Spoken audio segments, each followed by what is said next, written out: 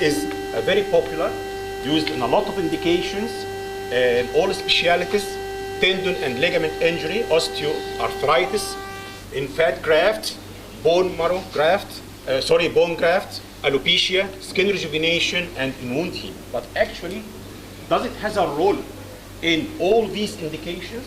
And what's the proof of that? And now, what is the acute wound? What's meant by acute wound is the result of tissue damage by trauma. This may be deliberate, as in surgical wounds of procedures, or be due to an accident.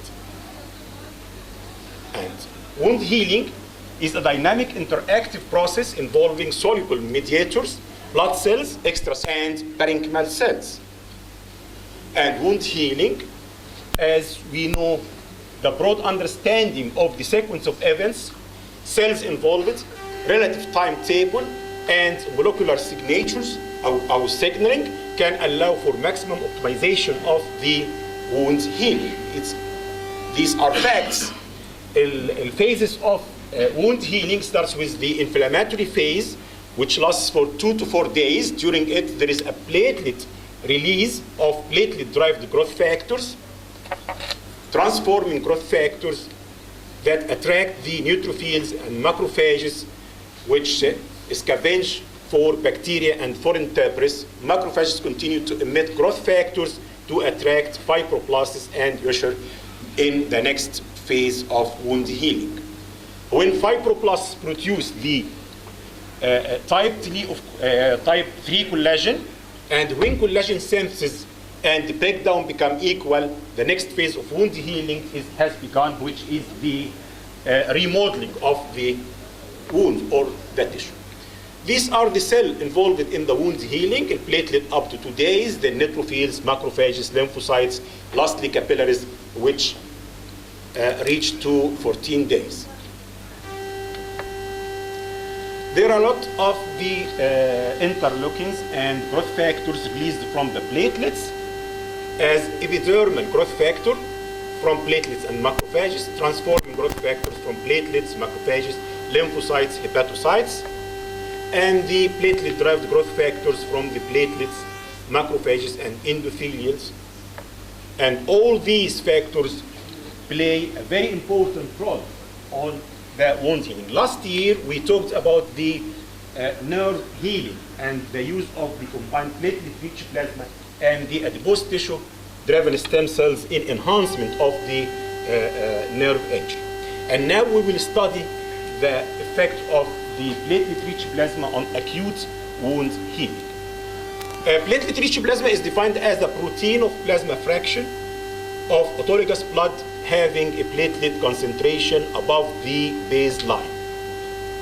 Platelet rich plasma is thought to promote healing by concentrating growth factors naturally found in platelet cell in blood at the injury. And these are a lot of growth factors and enzymes.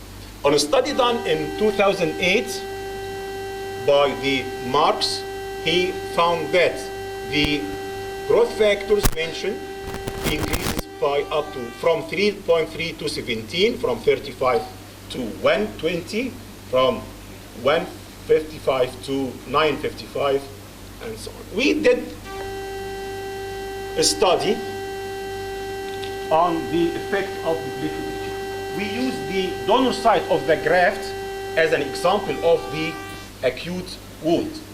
And then we divided it into 2 equal sites. For the one control, we left it by natural dressing or by the traditional dressing, and the other, we injected it with the platelet-rich plasma.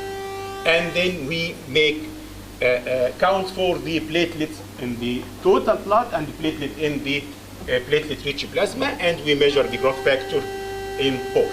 And then we take a punch biopsy from the control and from the platelet-rich plasma site. And these are. This is the control site.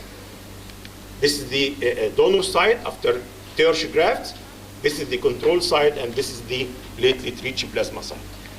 This is the injector, 5 needles. We divided the area into equal sides, and we inject in the dermal. Preparation of platelet-rich plasma, there are a lot of methods. But we use this 50 milli of blood with 5 milli citrate, phosphate dextrose, centrifuged at 2,500 rounds per minute for 5 minutes. And then the plasma containing platelet-rich plasma and the poor plasma recentrifuged for another 5 minutes at 3,500 rounds per minute. The platelet-poor plasma and concentrated platelets and white blood cells are drawn from the tube using the separate ports, and approximately 4 cc's of platelet-rich plasma were used for the study. We activated the platelet-rich plasma with the calcium chloride, 0.1 milli for each 1 milli plasma. This the platelets counted in the total blood and in the concentrated plasma, and we find it increased up to 3 to 4 times the count of the platelets. We measured the transforming growth factor beta in the total blood and the platelet-rich plasma, and we find also it's increased from 930 to 1,033, and about 3 times the control. And then it's the clinical observation. The site injected with platelet-rich plasma, the epithelialization increased rapidly more than the control site. And it's after 7 days, the platelet-rich plasma, or the area injected by the platelet-rich plasma, is more healthy and rapid healing than the control site. By the histopathological study, we find a very big difference between the area injected with platelets than the control group. It's the control group. The epithelium has a minimal and partial epithelial covering. There is a thin epidermal covering, and here extensive prevascular inflammation and infiltrate of a minimal collagen. It's in the control site. But on the site injected with the platelet-rich plasma, we have a regenerated intact epithelium with differentiated epithelial keratosis, a very good epithelialization on the surface and rapid. Here there is differentiated polyhedral cells in stroma spongiosum and spongioma granulosum. There is a very good collagen deposition after 7 days. And here there is the control group and the site injected with the platelet-rich plasma. So the platelet-rich plasma has a very good ability to enhance the healing or epithelialization of the wound healing. Now we are doing a study using the combined platelet-rich plasma and the adipose tissue-driven stem cells to enhance healing in skin grafts and the flaps. Why? Because in doing the skin flaps, we have very great problems. First, the ischemia, which may occur. So if we use the adipose tissue-driven stem cells, we may induce the angiogenesis and increase the vascularity of the flap. Second, the fibrosis and keloid formation after using the flaps and the grafts.